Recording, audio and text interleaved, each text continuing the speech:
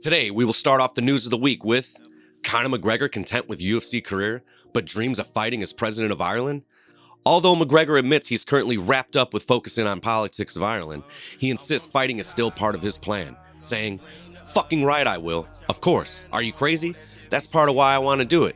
To be announced as president of Ireland while having a fight? Imagine that. But for sure, hell yes. Hell yes. I've got 2 fights on the contract. I'm in negotiations. Last week something happened to me. I went to the White House and my heart bleeds for my country right now. So there's a lot of stuff going on back home. I'm happy with what I've done. There's something else for me that's in my gut right now, and that's kind of where I'm going. So we'll see. Greatness does not rush. There was an opportunity, or a deal, we'll say, to fight in Alcatraz, only recent. There's an event going on in Alcatraz in, I believe, June. They came to me, and it wasn't my worth. As a fighter, we've got to know our worth. I hold every pay-per-view record in the book. I hold every gate record in the book. And my comeback will be slated as the greatest or the biggest, most anticipated comeback of all time. So, it has to be right. Right now, Ireland is in my thoughts, and that's where I'm at. But it will happen, I'm sure, and it's always great to be here. Charles Oliveira responds to very disrespectful Ilia Topuria amid lightweight title shot campaign. Topuria said, "Charles, it's better if you stay quiet. You have 10 losses, 5 by knockout, 4 by submission, and 1 by decision. You are the contender, while I am the champion, the father of the entire division. I haven't come here to ask anything. Here, I'm the one in charge." Charles responds with, "It's been 15 years in the UFC, respecting everybody. I've said it already. My story is written there. Everybody can see it. He's coming from a champion, a featherweight division, and now trying to come up and show this. But I have firepower in my wrist, and I'm really focused on the belt itself. It's not about who it's going to be on my way, but getting the belt. He's just trying to dig out a fight. He's saying a lot of crap. I really respect his fights, the way he's come up and everything, but he's being very disrespectful now and is saying a lot of things that he shouldn't.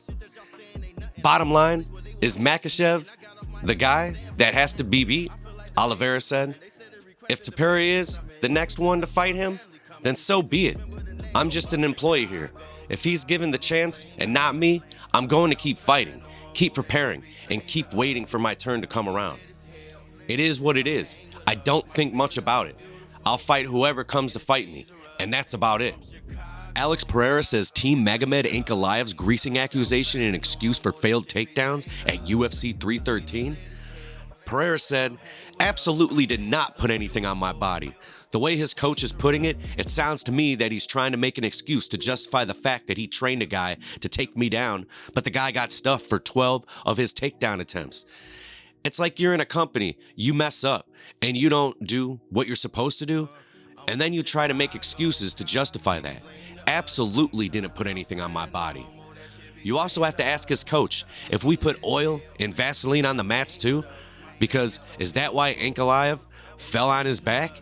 He got taken down like that.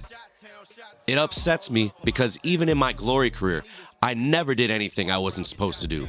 If you want the one time that I got a point taken away, it was because the referee was saying there was too much clinching when there was not.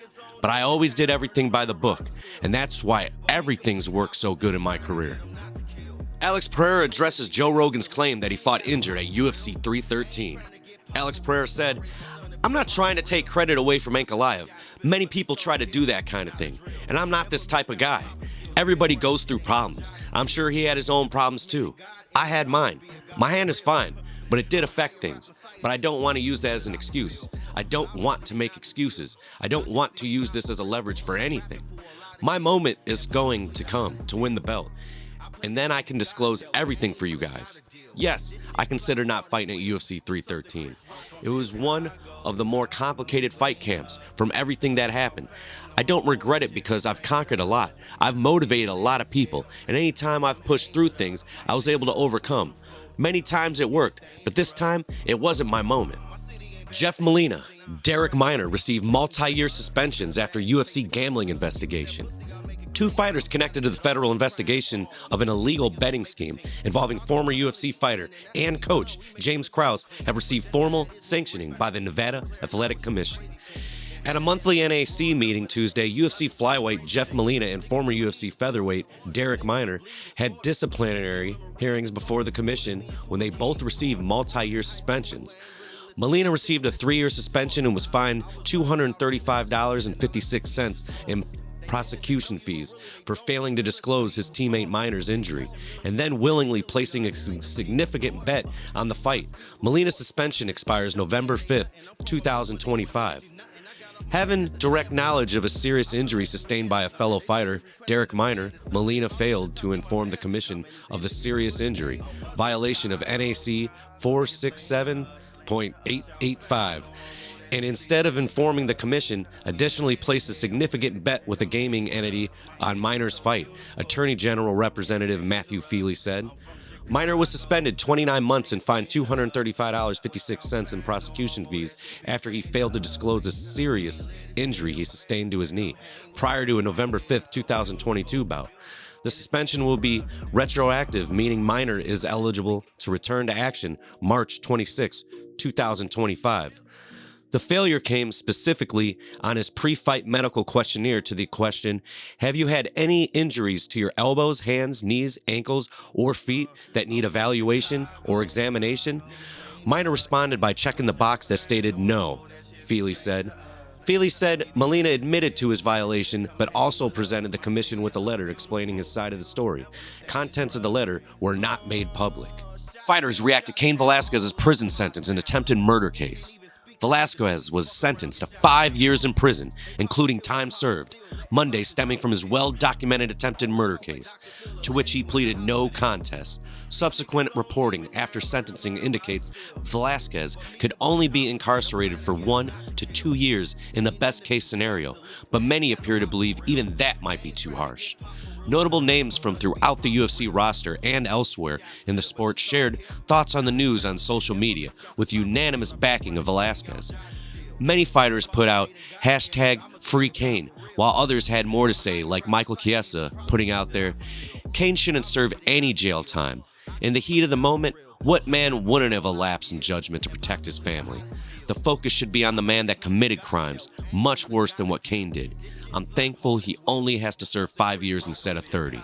And Oban Elliott saying, free Cain. We can only hope that Dana has spoke to Trump about this. Hopefully Trump can somehow pardon him, to the dismay of only the poison to our society. Also Chris Weidman simply stating, this is awful. Thanks for watching MMA News of the Week. I'll be releasing MMA news every Friday and my UFC event recaps every Monday. Until next time, this Chi-Town MMA, and I'm out this bitch.